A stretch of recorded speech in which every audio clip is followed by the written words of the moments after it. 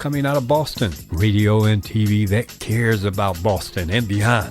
This is yours sincerely, Mike D of the UA7 Gospel Countdown. Tune in and be blessed. This is Renee Wise, station manager for the Boston Praise Radio and TV network of 30 radio, TV, social media, and internet stations. You can broadcast on our network by just giving me a call, 617-282-0685, 617-282-0685. You're good in all situations, Lord. We want to praise you in our strengths and in our weaknesses. Let your name be honored in all the earth. From the ends of the earth, from the depths of the sea, from the heights of the heaven. Amen, amen, amen, amen, amen. Kingdom, greetings and God's richest blessings.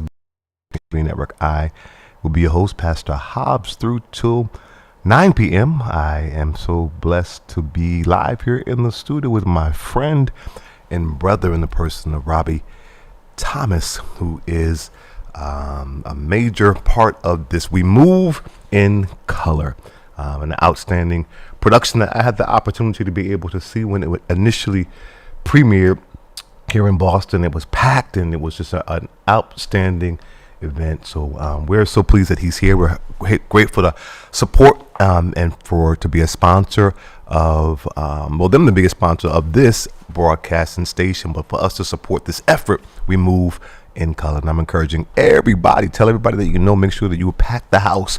You don't want to miss this event that's happening right here in the city of Boston. They're coming back for 2 nights only, I believe October 6th and 7th, and that will be at the Strand Theater. And again, you don't want to miss it. So without further ado, I'm going to go right to the interview. How are you, my brother and friend? I am so blessed, and I'm so happy to see you. It's been a while since we've actually seen each other face to face, man, and it just does my heart so good to see you, man. Indeed, man. It's a blessing. It's a blessing. Indeed. And I got to tell you, man, so I was going on your Facebook page, and as I was, trying to do some promotion for tonight's interview, and I see now it said, how long have you been married? I've been married about 6 years 6 now. years. Oh, yeah. So that's relatively new. That's relatively new. Yes, indeed. So congratulations. Thank you. Yeah, so happy for you, brother.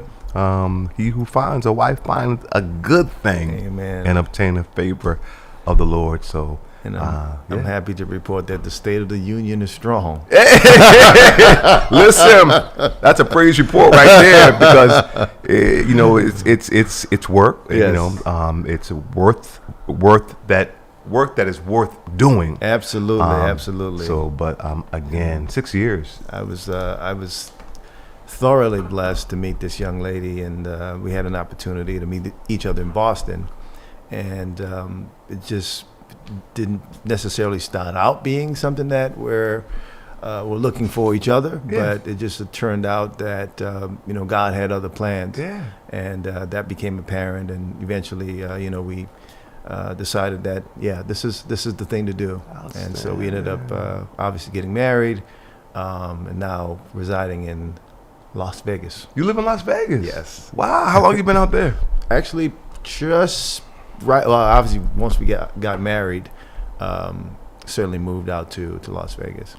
So you met her here? Yes. Is she from there? She's actually from she's actually from California. California. She is she's from the Monterey area, and grew up there with her family. And she was actually working with a company that was based here. Really? And so she was back and forth. Okay. And we connected through a network. Mm-hmm. And it's been a beautiful journey. Outstanding. She's also, a dynamic vocalist. Yeah. And, we've had the chance to work together doing music, and now this production. Yeah. So she's a force on her own. She's stepped away from a corporate situation and now is also doing her own entrepreneurial journey as a fashion designer. She's making handbags. Oh boy. Vegan leather handbags. Get out of here. The brand is called Laveda, which is named after her mom. And she just launched that. And so it blows my mind. Wow. The vegan leather is made out of cactus. What? It is the most amazing thing that you'll ever see. So how can one access them? How can you can go to the website, which is Laveda, Lavada, and the A has an accent because it's her mom's middle name.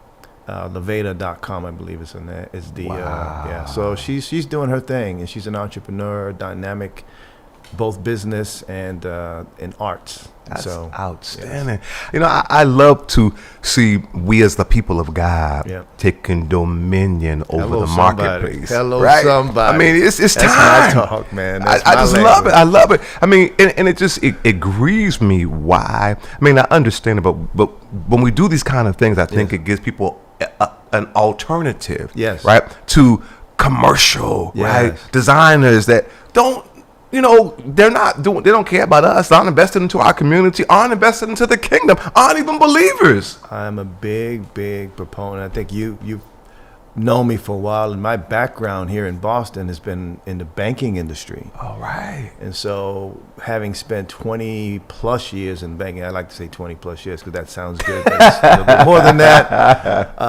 But growing up essentially in the banking industry, but I actually started my career with the Black-owned Bank of Commerce, Boston Bank of Commerce, and so I have an appreciation for ownership, and especially African American Black ownership, which I think is extremely important as whether we be Christian or other, in communities of color in the urban settings, we need to really use your word, take dominion.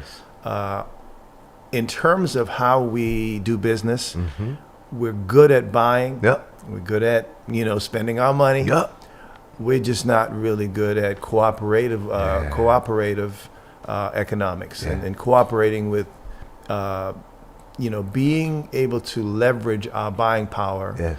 Being able to leverage, our what we've been given as stewards in God's kingdom. It's a whole nother conversation. Come on. But a lot of my work involves really trying to empower individuals to become better stewards of what resources God has given you, and your talents and your gifts and your time. But we've given a certain amount of resources, and we can go into the parable of the talents and the one and the two and the many, and so we don't want to bury that one, because not only will you lose it, it'll be basically taken away from you, right? I did a message once on, and I'm preaching now. Let me use you. I was actually remembering a sermon I did on this issue of the talents. So one of the bad things about bearing a talent is that not only is it not doing anything, but it actually loses value. So when the master came back, it wasn't that the talent was not intact, it's that because of inflation, right? You have less than you actually put in over time. You're talking about 20 years or whatever the time frame is, you start losing all that value when you could have done the minimal amount of whatever it is. So take it individually, we have all this talent that we have. And you say, well, I don't really have enough talent to do X, Y, Z. Well, you use it anyway. Because eventually you begin to hone it and tweak it, and it becomes better just by usage. Right? It's like a muscle. If you don't do something with it, it starts to fade and atrophy. So there's that wisdom and the principle of it. As a Christian and as a believer, we have to really be better at being good stewards. And so that's the mantra of, I think, my calling as a minister is to be able to say to folk, let's look at how we can look at exponentially growing what you have, being a better steward of your resources, of your time, of all the things that God has given you. Outstanding, man. It's a great segue. One, we have to definitely continue this conversation offline because, one here, we're on Boston Praise Radio and TV Network, the only Black owned, FCC licensed, right? Because a lot of bootleg pirate stations going on, but this is Bible is rendered under Caesar, the things that are Caesar's, and under God, the things that are God. So I thank God for Pastor Bruce Wall, our founder and CEO, senior pastor of Global Ministries Christian Church. We're Boston Praise Radio and TV Network, Boston Black News, WBPG-LP 102.9 are all owned and founded and based right here in the lower level of the edifice of the Global Ministries Christian Church, taking dominion over the Media Mountain to do the Great Commission, right? And I just love it. It's such an honor. I had the opportunity when Pastor had this vision.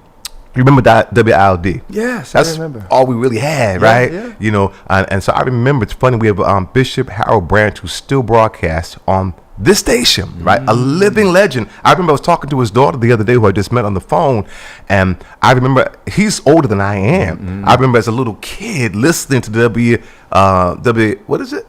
I just said it, WILD, right? And I remember listening to Bishop Harold Branch, right? Remember Skippy White, right? I remember I remember coming from all the way from Haverhill, where I lived, taking the commuter rail and taking that train that was on the platform, right? Going to Dudley and going to the school.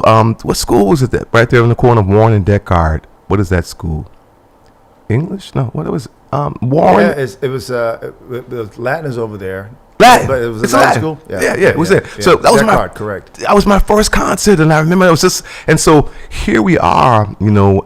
And so when Pastor decided that he was going to launch this vision, he literally put a transistor radio in the pulpit and said, "This is, you know, God has given him a vision." And here we are, over I don't know, maybe 15 years later. Wow. And God has built this multimedia ministry with a 73-year young man.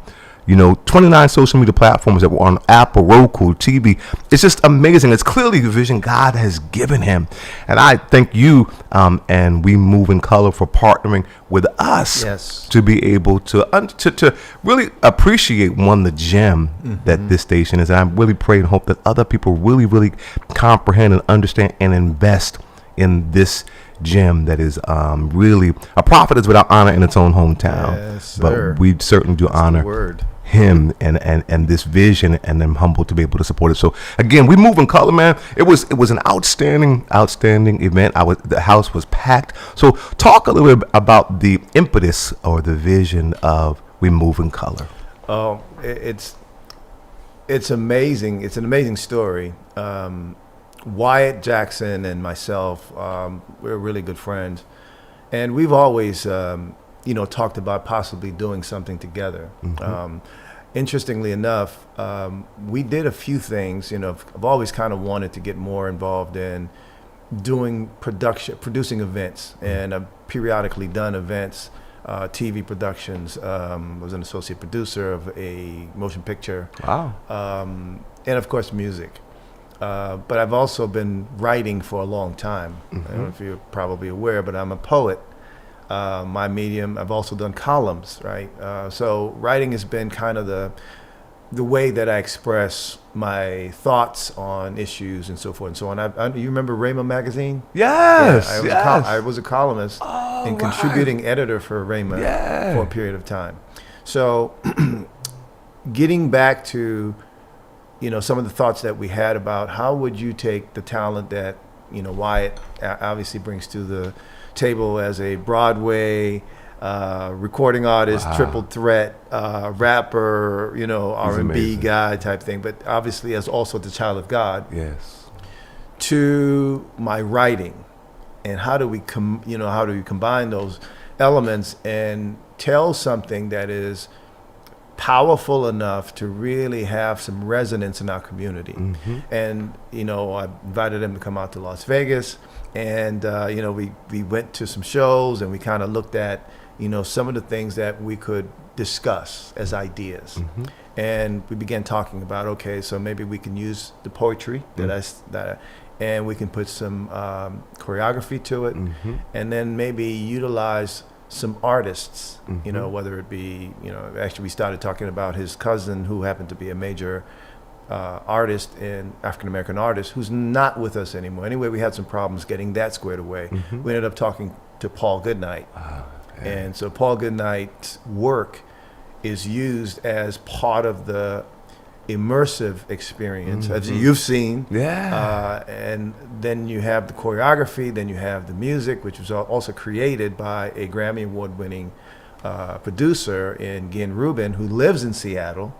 And so there's all of these different things that begin to come together to really talk about the African American narrative in a way that I don't know that we're seeing or hearing or have experienced, at least in my opinion. I know you've experienced it, and so I don't know that there's anything that we can compare it to. I don't believe so. Right.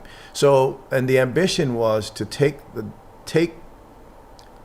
stage in a way that tells the story pre-slavery. Yes. A lot of folks think that Come we on. don't really have a narrative that goes back beyond. Yes. We know we came across, through that transatlantic trade and Middle Passage, but we really didn't have an idea of this continuous narrative. And so here's part of the impetus of that.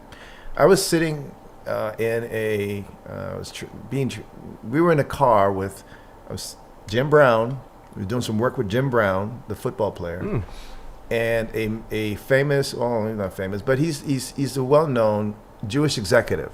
And Jim was talking about being in Israel and having some appreciation for how the Jewish people every year sit and talk about the Passover.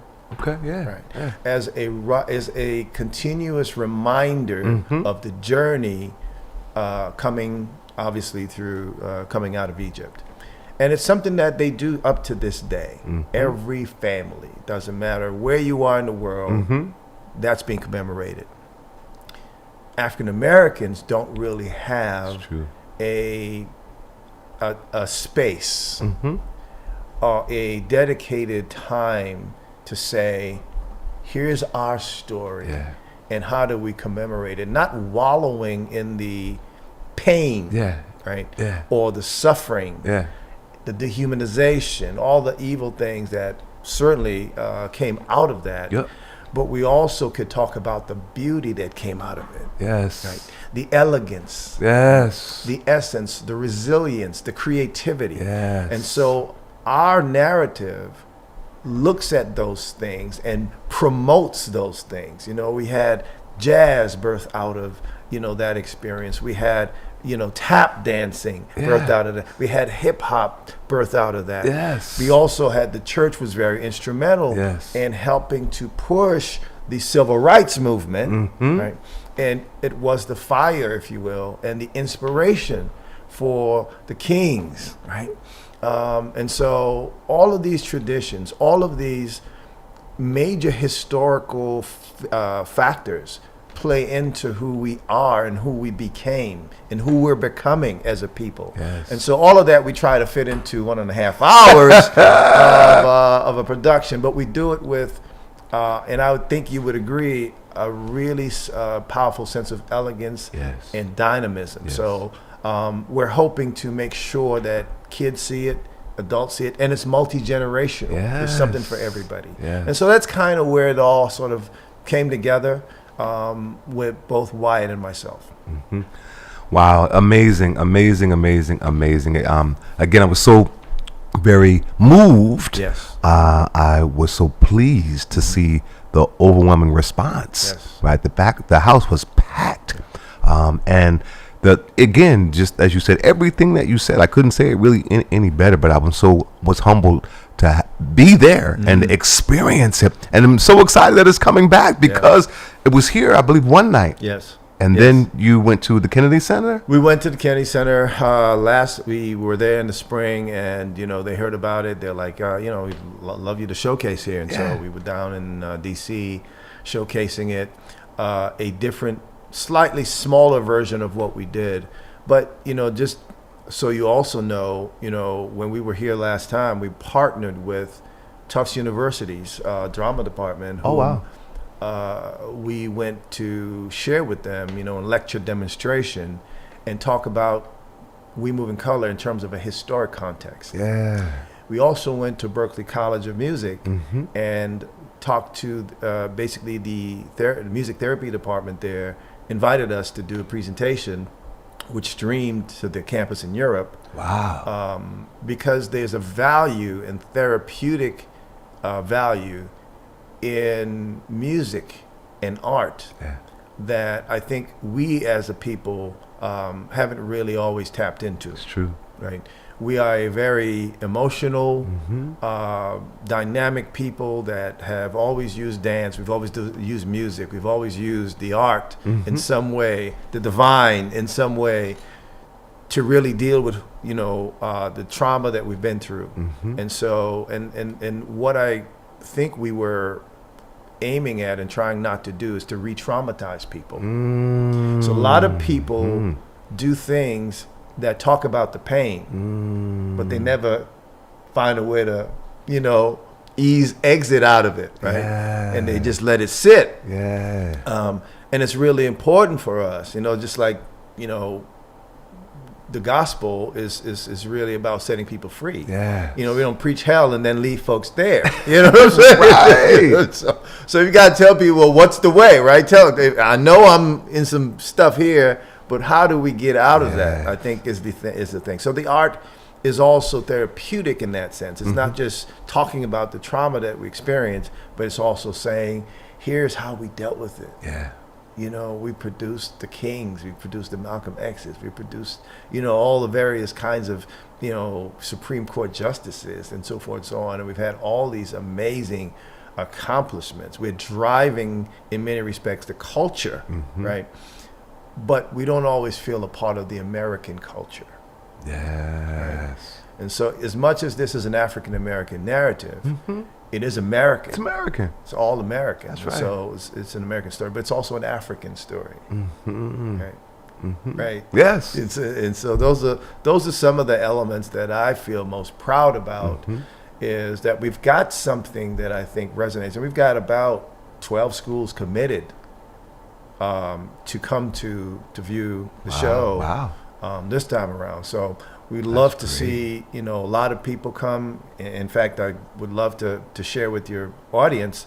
We've got a couple tickets that somebody might be able to, experience the show. So you let me know how you want to do it, but we'd be more than happy to share with your audience. Yeah, in fact, let's do that now. So again, in fact, I'll let you articulate, but the number to call is 617-282-0685. I'm live here in the studio with Robbie Thomas of We Move in Color. That's coming to Boston again on October 6th and October 7th at the Strand Theater, and you can win a complimentary set.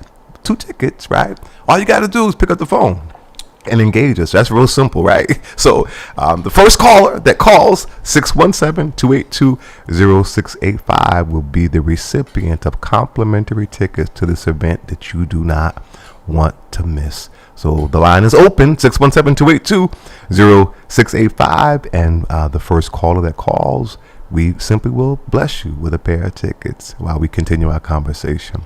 So talk about the curriculum. I thought I saw, as I was reading the press release, that there is a curriculum, I think, that's going to be connected to this. So there is. In fact, when we first started putting the piece together, we actually connected with someone who was affiliated with the Smithsonian in D.C., and that's one of the reasons we got connected to the Kennedy Center.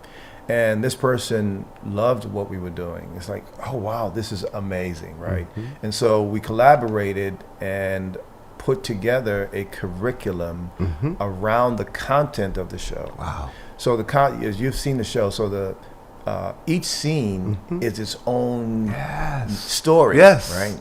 So if we look at Reconstruction, there's a piece there about what happened during Reconstruction. So obviously civil rights. We're talking about, being in the cotton field.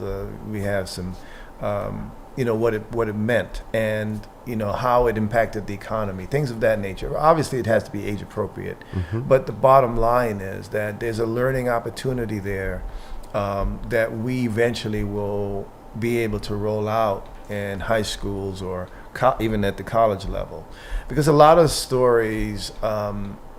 the story isn't necessarily owned by the people that experienced it. Mm-hmm. Right. And one of the challenges today for us is that people are challenging history, challenging the narrative Yes. of history, and you can't challenge history. You know, you can try to reinterpret it. Mm-hmm. You can't really change history, right? Right. But you can interpret it. But what we have to do, and just pretty much in the context of the conversation you shared about ownership, Mm-hmm. is that we need to own the story. That's right. You need to be the ones telling the story. And whether people like it or not, you know, the African American experience was bitter. It was bitter for many, many years. And to some extent, you know, we're dealing with a cause and effect relationship Mm-hmm. of what happened then that impacts what happens today. You know, I've spent many years in the banking industry, and I know that the legacy of slavery, Jim Crow, has impacted economic opportunity for folks today, right? And so the disparity in wealth and so forth and so on, all of that stuff, Mm-hmm. it's related in some way. So art gives us the opportunity to have a conversation in a non-threatening way. Yes. It's not confrontational. Yes. And so it opens up dialogue. And there are people who are saying, you know, this is extremely powerful. How can I, you know, help you tell this story? Mm-hmm. And without getting into, you know, because it's, to me, in many cases, it could be unproductive trying to just keep fighting and fighting and fighting. Yeah. We need to tell the story. Be the Byron Island kind of scenario is just go ahead and buy it. You know, let's just go buy the station. Let's go start the station. Let's go to the vision of Pastor Wall. Yeah. Let's start the station. Let's create the opportunity. You know, I'm not going to continue to stick my hand out, but let's stick our chest out. Yeah. So that we can, you know, tell our own stories, carry our own media, deem which stories are more important for us to tell, Mm-hmm. so that we're not always playing catch up. Mm-hmm. And so those are some of the really important elements, I think, in why we want to do this story in the way that we're doing it. Because we want to control the narrative. We want to tell our own story, and we can do it in the way we choose. And to your point, every scene, I think we had a standing ovation. Yes. If I recall, Yes. yes, Yes, every scene yes. had a standing ovation. Yes. So there's something to be said about us telling our stories. Absolutely. Absolutely. I mean, again, the way that the story has been told, it was educational, Yes. inspirational, Mm-hmm. as you said, with Grace class. I mean, excellence, absolute excellence. This is not, you know, I hate to say what they call it, the Chitlin circuit, right? This is not that, right? It really isn't, and I'm so glad that it's at the Strand Theater in the hood. Yeah. But it is excellent. It's outstandingly produced and it's just packed. Yeah. You know, so it doesn't, that, as you said, there's a lot packed in that hour and a half. Yeah. So, but I mean, intergenerational, just. We put in some more stuff. Oh. So there's a couple other elements that were added to the show. Oh, wow. So if you saw it the last time, you can see it again. Okay. And still, you know, get another context, because we kind of put some stuff in the 2000s. And if we wanted to make sure we incorporated the George Floyd era, so Yeah. to speak. Yes. And so there's a component there that we sort of included so that it rounds off, you know, a really great arc in terms of how that story from obviously pre 1618 or 19, whatever we would call it, 1600s all the way to 2020s. So it's a very, very powerful. I've watched this, we've recorded it, and I've watched this so many times, and every time I watch it, it's like I'm watching it for the first time. Yeah. You know, and I'm involved. Exactly. So it's something to be said. You have to keep seeing it again and again, because there's something in there that harks us back to who we were, who we are, right? Like there's something like, one of my favorite things in this is the African drumming. Yeah. And not that it echoes throughout the show, but there's something about hearing that sound that makes you believe, that makes you know I'm connected to that. Absolutely. Right. so that's what hip hop is, right? It doesn't matter, kids, think that it came out of the drum machine. No, that came out of, the skin, the drum, the goat skin or whatever it is used to make that drum, that djembe sound, boy. When that stuff is, going, you start to really feel, and it does something to your spirit. It absolutely does. Settles you down, and it really gets you in and tune you in. And besides that, that's where worship comes from. It's another story. No. It's the story. It is. Yeah. And so now, just 2 shows. 2 shows. There's actually a midday matinee we're doing that dedicate for the schools. Nice. Because they can, obviously they have kids, and you want to have them see the show during school, that school time. They can't be on the weekends. So we're doing something especially for the schools, and again, we've got about 12 schools committed to being there. So we're going to have hundreds of kids seeing this. Wow. The first time we brought the school kids in, they were screaming. I'm so sure. I mean, they were just, and we've got a couple of young, talented tap dancers that the kids are just going crazy over, because we don't see kids tap dancing very often. And so we've got all kinds of dance. If you can imagine, you're going from African dance. We got ballet now. We've got modern dance. We've got hip hop. We've got, step dance. So we got all these different art forms that's being used to tell the story. And it all sort of connects to where we came from and ultimately where we're going. But we don't stop there. The last piece is a piece we call Afrofuturism. And it's really about where we're going, and it's about, not just, again, wallowing in what happened and who we were, but it's who we are and who we're becoming as a people, as individuals. And so we end that piece with, some of the images of individuals that are doctors and, people that are doing things in a different light, right? So that's another side of the arc. We're basically going from here all the way here. Yeah. Wow.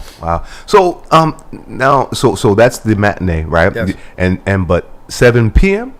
No, that's a 12 noon piece. That's not being you can't buy tickets to that. Okay. However, if you have a school or particularly middle school, high school, interested in participating, I can give my contact info. Okay.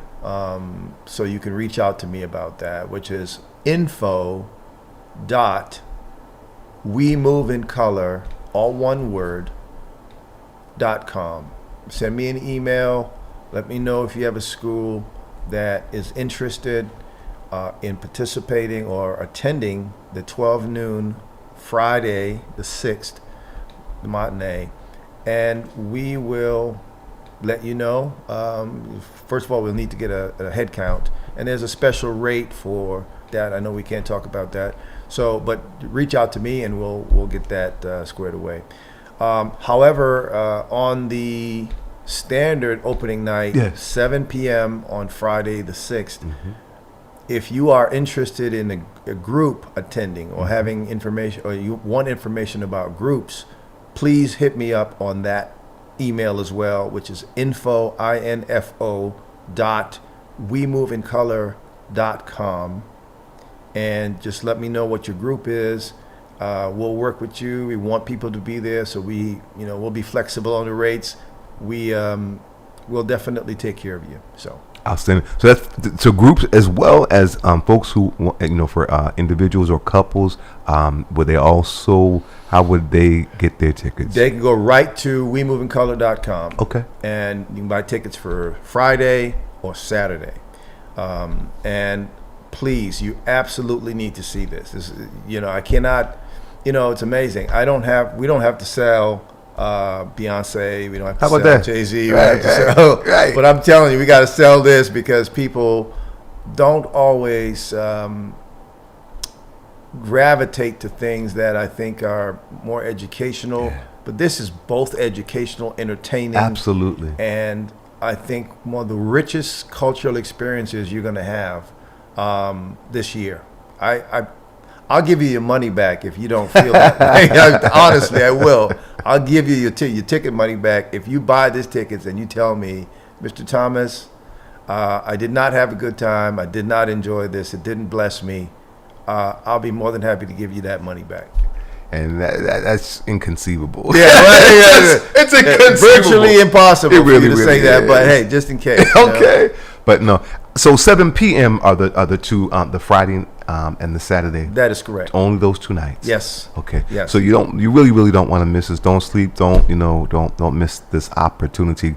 God willing, Boston Praise Radio and TV Network will be in the house. Yes. And so we'll be doing some interviews and want to hear your experience, and but you will be blessed. And I'm so proud of you guys, man. I mean, to be able to know folks, right? Yeah. I mean, that are connected to this, and you and just, I mean, it was great to see so many people in the community too, Yeah. who I've not seen for such a long time with COVID and so forth and so on. It was just outstanding to see people pack the house and the spirit that was just there. Yeah. So. There was certainly an outreach effort, and we want people to see and experience this, and certainly it was our coming out party, so to speak, in the debut of the piece. We auditioned people in New York City for this. We went down to really? This is a national group of people that are doing this, and so we have people from New Jersey, New York. We've got some Boston dance. We've got some talented Boston cast members that I think will really bring tremendous value to the piece. Last year we had Wyatt, but we have now 3 different dances. A couple of them from a dance studio in Randolph, I believe. Mm-hmm. Extremely talented. And so we've got some local talent that's really doing it. And we've got people from Seattle, and of course from Las Vegas. So it's a very, very wide base of talent. And these people really bring it. I mean, they that's what they do. Mm-hmm. They don't do this part-time. This is what they do. Mm-hmm. So we're hoping that at this, after this particular piece, that we're really going to take this on tour. We've had some opportunities to go to other states. The timing isn't right, but 2024 we're looking at obviously doing a full national tour and working with some sponsors. We're 501c3. Mm-hmm. We're not pending. We're legit. Mm-hmm. And so for folks that are looking to partner in terms of the corporate thing, we are available, because not only is this important as a historic piece, educational piece, it's also an equity and inclusion piece. It's about helping people understand diverse narratives. Mm-hmm. And there's so much value in seeing this that, in fact, last year, one of our corporate sponsors, Chase Bank, did the sponsorship and had their employees show up. One of the things that they did with a couple of their employees who are not non-people of color, they had them do it as part of their the corporate diversity, or not diversity, racial? But they have a they do their annual review process, and their equity, inclusion, DEI, all those types of things. Yeah. They had them submit how what the experience was like as part of that, right? And so there's a corporate value. Mm-hmm. There's corporate value to this in so many different ways. So we've actually had good responses. We've had sponsorships from TJX, among others, and of course Chase, as I mentioned, and a number of other people, too many to mention. Mm-hmm. But we've gotten really good responses from people that are like, we love this. Mm-hmm. We absolutely love this. We want to support in whatever way we can. So we're very, very excited. We're very excited. It's very, very exciting. So you are looking for additional potential corporate sponsors or sponsors? Absolutely. Absolutely. Whatever we need to do to sit with them, to let them know what we're doing, why it's important, and we would be more than happy to have those conversations, because I know that there's accountability that needs to happen. You know, I've been in the nonprofit space for a while. I'm in between for-profit, nonprofit for the last 30 years, right? So I understand that there's a governance, mandate and accountability and fiduciary responsibility, and we've got all those kinds of things that we've worked on to position ourselves to move the program forward. So talk a little bit about some of the music now. Again, Yes. I know there's a soundtrack as Yes. well as your wife's music. Is it also a part of that or not? So my wife is a vocalist, and she's the lead vocalist in this, but the music was created by Gen Rubin, who is a Grammy Award winning producer. Wow. Out of Seattle. And the connection there is that he's actually worked with Wyatt in the past as a producer on Wyatt's earlier work with Here and Now, the R&B duo. And so, but he has done a fantastic job with all original music. Really? Yes. A lot of it is created from scratch, based on the script and based on what we were trying to convey. So it's nothing that you've heard before. Wow. Right? And it makes you, and that's part of the immersive experience, because the music lends support to the scenes. Yes. Lends supports to the story. Right? So yeah, that's part of that. So again, is unassuming, and he is also a brother of color, Asian and Jewish. Wow. Yeah. So I love it. He's a unique, but he's actually worked with people like Aretha Franklin and Mary J. Blige and a number of different people. So we've got some really credentialed individuals in every facet of this production. Wow. Yeah. Again, the number is 617-282-0685, 617-282-0685. The first caller that calls us will be blessed with a complimentary pair of tickets to We Move in Color. And I'm going to actually, while we're waiting for our caller and we continue this conversation, I want to share, you have a little bit of your wife's music. I got it. Yeah. I think I got it. Yeah. So, but I want you to actually set it up. So, which one is this one? It says greetings, but actually, I think it was. It said, oh man, I'm sorry. Give me another second, because this was. So this one is Kingdom Journey. Okay, so Kingdom Journey is the name of the album, and this is the title song from that album, and it's my wife's style of music. Anita Faye is her name, by the way. Her style of music is a little bit jazzy, and so she is a powerful singer, but she's actually kind of in between jazz and gospel in terms of her style, but she does both. And but this is Kingdom Journey. This is the one of the songs that was on her last album.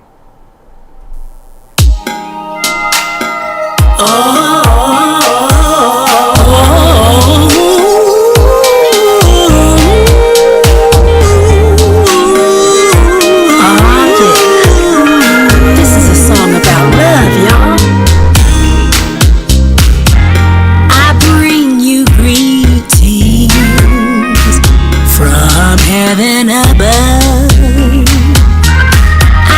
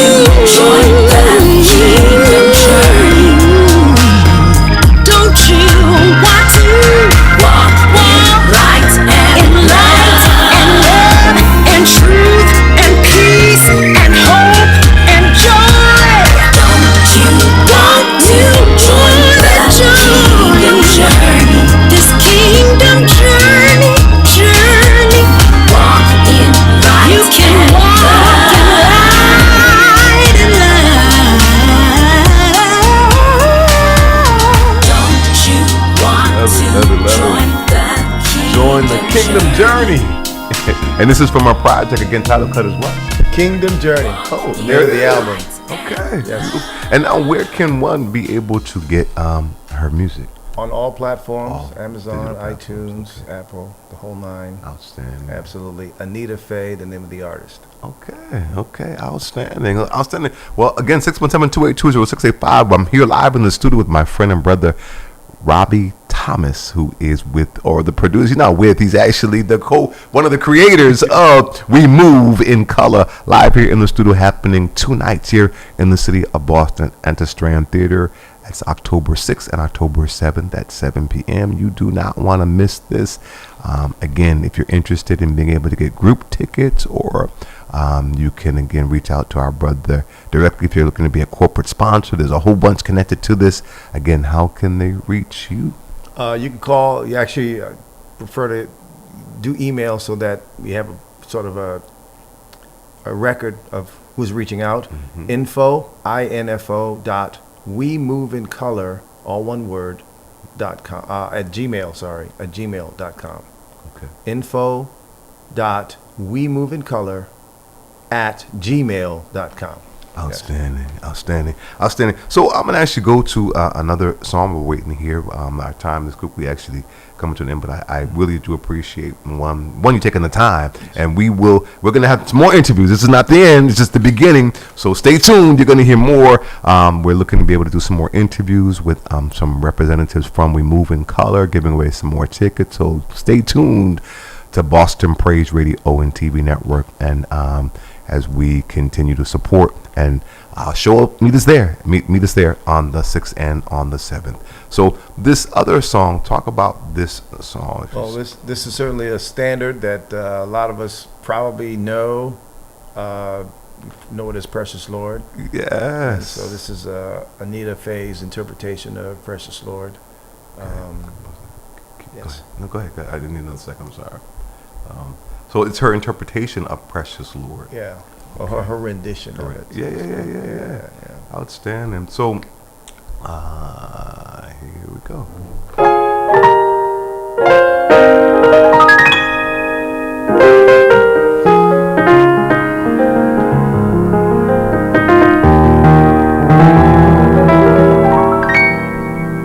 Precious Lord,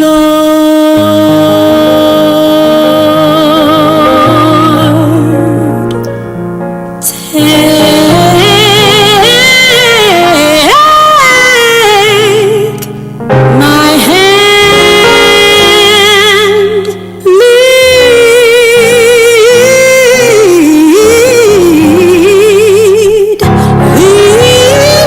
lead me on, oh, let me stand, 'cause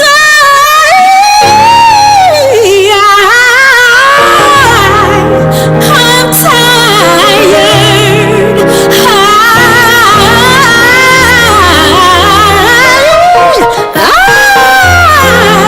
I'm weak, and I'm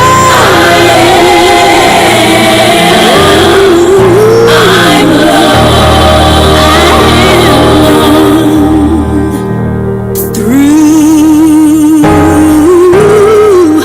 Through the storm, through the night, Jesus, please lead me to, please lead me on to the light,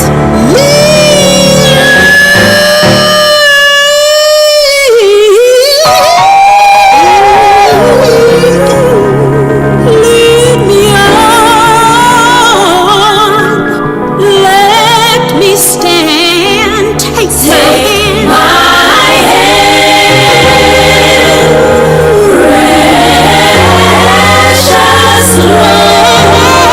precious Lord, please lead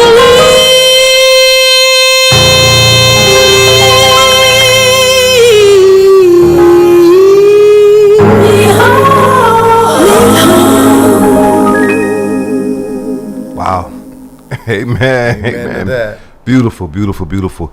Again, I want to thank you, Brother Thomas, for one, just what you're doing, and looking forward to being able to partner with you, not just for this, but again, this kingdom dominion work. So again, 617-282-0685. That's the number to call. We've got literally 4 minutes before my time will conclude for this particular broadcast. We will be back on the other side of the top of the hour for yet another hour. And we will actually, though Bobby won't be here, we'll continue to give tickets over the air. So again, 617-282-0685. But before we let you go, brother, again, I'm going to just give you the mic and the cameras, and you speak to our listening and viewing audience, whatever you want to share.